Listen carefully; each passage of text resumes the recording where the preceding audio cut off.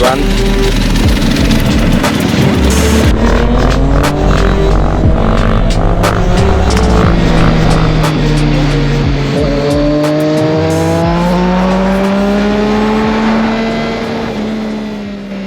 ...2023, it's over. But what a journey it has been. Ultimately, I started this channel with one goal in mind. In November 22, my whole life changed. As reality hit me since becoming a new dad, I want my son to be able to look back on these videos and see that you create your own happiness from the things you do in life and the people you surround yourself by. But it's turned into so much more than that. I've met some great people, I've had some real good fun. So really, what I want you to take away from this video is that you can do whatever you want. You just have to go out there and make it happen. So for the sake of my boy, please blow this video up. Sit back, enjoy my year, and smash that like button for 2024. I need to chill. Proper like, I'm like ready to like, let's go.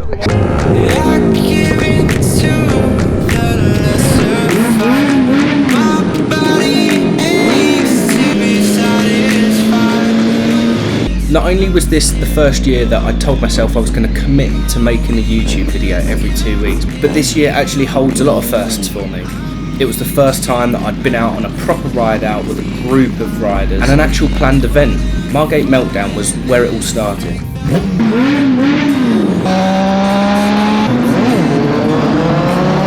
So if you're from the southeast of the UK, I'm sure you would have heard of the seaside town of Margate. But if you're not, Margate is a traditional seaside town, not too far from Dover. So similar to the Hastings May Day run a couple of weeks ago, Margate hosts another bikers meet. They basically shut the whole front strip completely off, only open to bikers. Everyone parks up either side of the road, there's stalls. And one thing I didn't know, Margate has the UK's smallest pub. Now the actual ride out leaves from the Ace Cafe in London, but we'd be going in the completely wrong direction from where we lived. There was an organised ride out from roughly whereabouts I live down to Margate. We joined in, and this is the spirit of bikers. There was no issues, everybody got on. What a day it was. Where's Midge gone? We've made some friends. We have a quad here as well.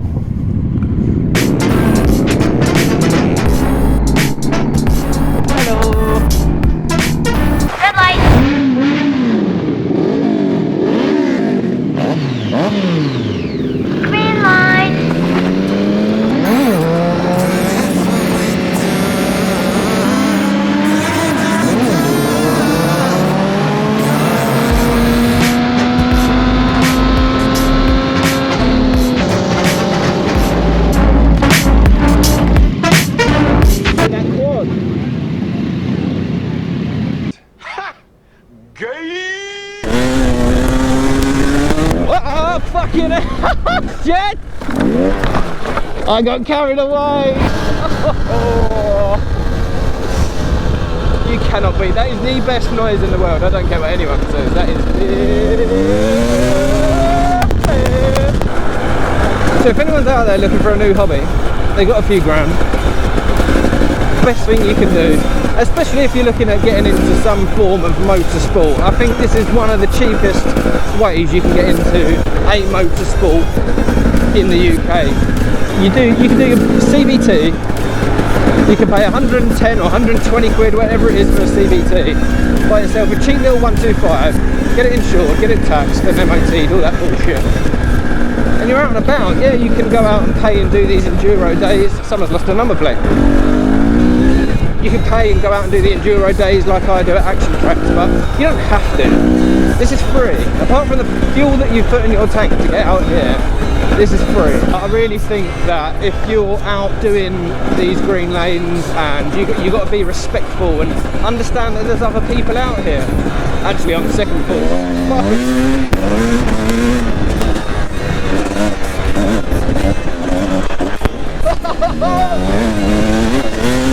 We have a 2-stroke KTM, a 4-stroke KTM. We're in Ashford, we're hitting some lanes.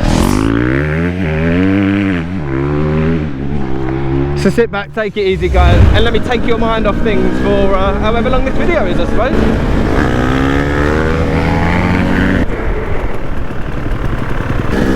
Well, this is pretty cool. Got something a little bit different today.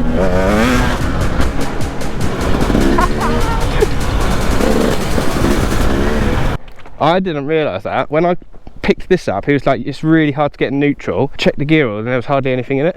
That'll be why. I don't know why that makes a difference though. That was a quiet deed. Mate, it's flooded everywhere, you can see. It's like swampland. God, this is really fucking deep down here.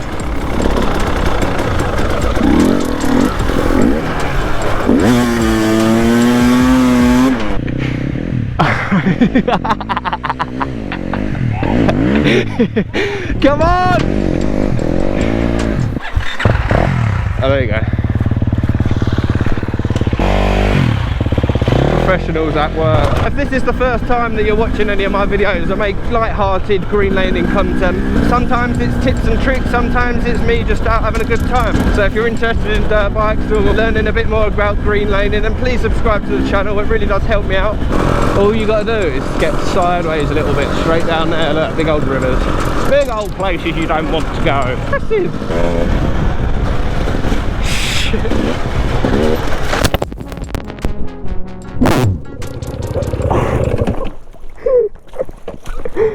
Oh my God.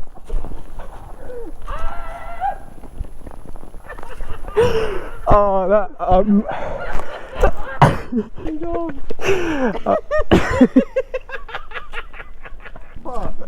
you slowed down. You blame me? And I was tanking it through it. Whether we like it or not, winter is on its way. And if you've got an outdoor hobby, especially green laning, if we're not properly prepared, you can have your day ruined quite easily. So in today's video, I want to talk about 5 different things that we can all do to kind of prepare and make sure that we're going to have as much fun as possible without having to go home completely soaked and freezing cold. My way.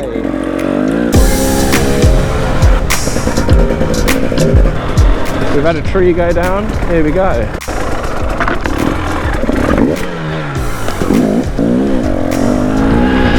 The first thing that we can all do, I guarantee that basically no one does, but the easiest thing to make sure we know what we're getting ourselves into is just check the weather forecast. I'm going to go right and then come back. Look at that. I'm going to have to take a picture here, I think. Now the next thing that we can all do comes down to what you're actually wearing. You won't be able to tell, but I have a coat on today. So the third one I think is quite an important thing that we can all do. I've got myself a rucksack and it's make sure you're carrying the essential stuff. This place is really cool. I have no idea where we are. I'm going to go back to find the lanes that I was originally meant to ride. Now, before we can even think about going out riding this winter, the thing that we actually ride has to be right. So we want to be doing a bit of a check over on the bike, making sure that tyres are all good, chain and sprockets, filters and everything are done, brand new oil, you've got some decent coolant in there that you're not going to be overheating in the middle of the woods, and just some general bike preparation can make the world of difference. The last thing you want to be doing is breaking down every 5 minutes. The final thing that we can do to prepare actually comes on your phone. There's a few different good apps out there, but after doing a bit of research, I think these ones are the better ones, but I'll leave a link in the description and you can have a bit of a play around with what ones you prefer. Green lane fun, fuel injection technology, and a 2-stroke symphony. So sit back and join me while I ride through this trifecta of 3 reasons of exactly why you need this bike in your life. I just want to talk about 3 different things that I love about this bike, but might potentially help you guys in deciding whether you want to get one or not. I think I'm going to have to pull over in a minute and put my hands on the exhaust. My hands are absolutely freezing. Mixing gas and hauling ass. Yeah, it sounds a bit stupid, but if you're anything to do with riding dirt bikes, you know exactly what I'm talking about. So with a 4-stroke engine, you can pull up to any petrol station in the UK, take a mortgage out and fill it up straight away, start your bike and go riding. But with these 2-stroke engines, you have to mix 2-stroke oil with it. Right, back to where we were, with the fact that we don't have to mix our 2-stroke in the fuel anymore. So right here, a little filler cap, okay? So there's a little tank just underneath this cap here that goes down through the frame that sits just above the fuel tank, okay? You pour your 2-stroke oil in there, And as you're riding round, it mixes it for you. 4x4 or something to come down here lately. There we go, put some tracks in there for us. I got stuck there a little bit. The thing is, with the hill pointing downwards like this, it pulls you down into the rut. Fucking fallen off again. I was too interested in looking at the car and just completely went on my arse. What a cock. That's pretty cool though, random car. They clearly didn't make it. Oh well. So now I'm back up and the bike's all right.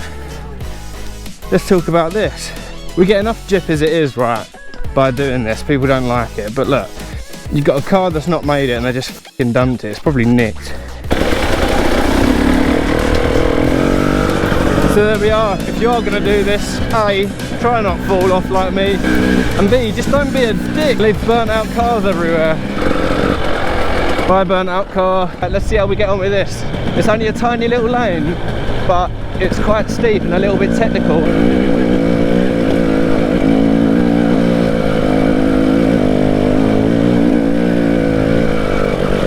This next point does apply to some other bikes, but it's still another thing that I do love about this one. Okay, so imagine that it's the middle of winter, you've come off the bike, you've spent all your energy trying to pick the thing up. For some reason, you're 2 inches taller than you normally are, with the amount of mud stuck to the bottom of your boot. What's the last thing that you want to be doing? Well, for me, it's kicking the poxy bike 100 times just to get the thing going, when all you want to do is to get back riding. They've chucked an electric start on there. But some of the earlier bikes only had the electric start, but with this bike, they've done both. You've got the electric start and the kick start.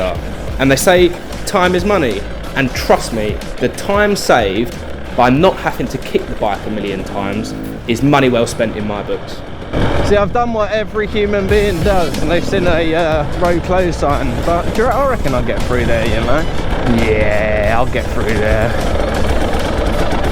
No one knows. Now, if you watch a video of Graham Jarvis doing this, the way they go up and over the log is they'll pop, the front wheel hit the log, then the next thing that hits the log's the rear wheel. Now, you're an average rider like me. The front wheel hits the log, hello, then the frame hits the log, then the gear linkage hits the log and you smash it to pieces. Now, KTM have obviously looked at that and they've thought, what can we do to make this better? Let's see if we get a wave today. Morning, grumpy c***s. And they flipped it. They put the bottom of the gear linkage on top of the swing arm, so it's completely smooth underneath. So even if you do case it on a jump or you do hit it on a log, you're not going to smash it to smithereens. My hands are about to fall off.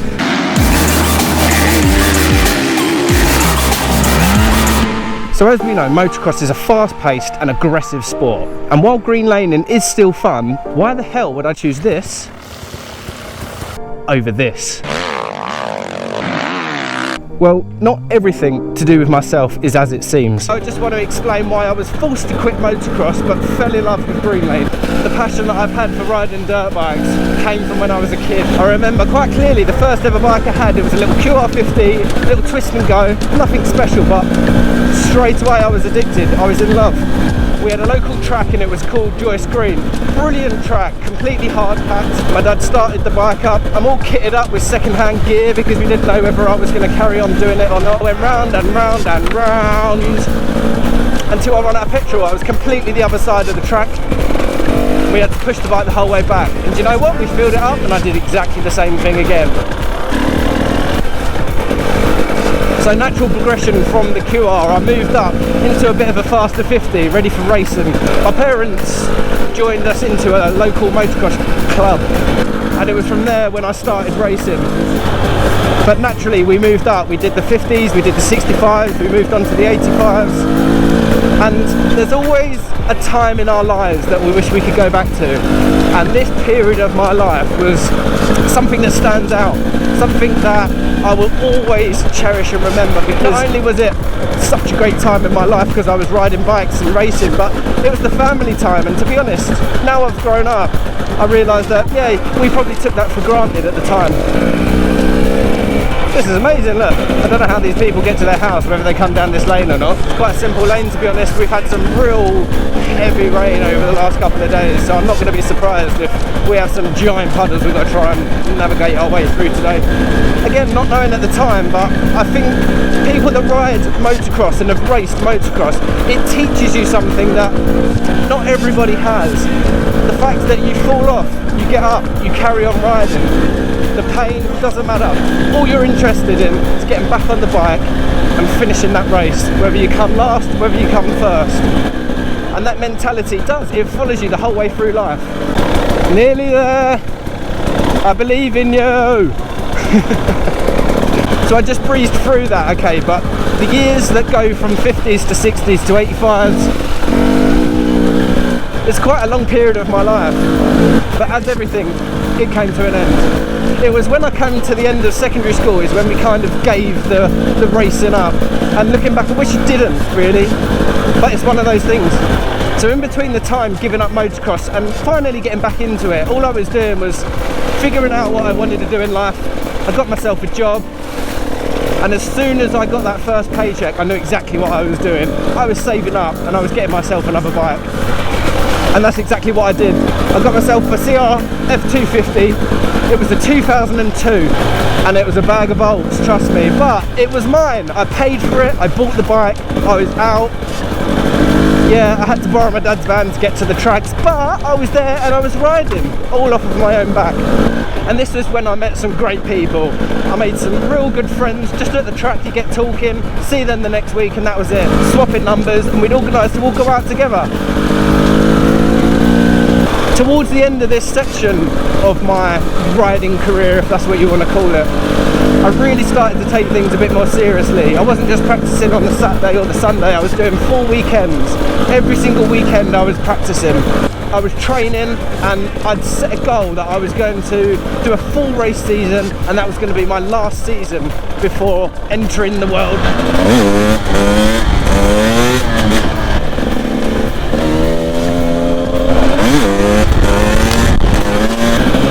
And where I was taking things a bit more seriously with the motocross, bought myself a new bike. Don't get me wrong, it wasn't brand new, but it was a newer bike than what I already had. I set myself up with a van. I got it all kitted out into a bit of a mini camper day van, so I could go off, get there the day before, set my bike up so I'm ready to race. Now this is where things changed drastically. My whole life, not that I knew it, was about to change. So one day I woke up and I was completely in pain from my left groin all the way down to my leg. And at the time I just thought I'd pulled a muscle, something wasn't quite right, but the amount of times I've hurt myself riding, it's nothing new. A few days went by, pain was still there, it was growing worse. I wasn't eating, I wasn't sleeping. And at this point, I'd been to the hospital and the doctors 8 different times. No one was taking me seriously. No one listened and believed that something was wrong. And that same day that I went to the hospital on the 8th visit, they sent me home, they gave me more painkillers and said, "You'll be fine."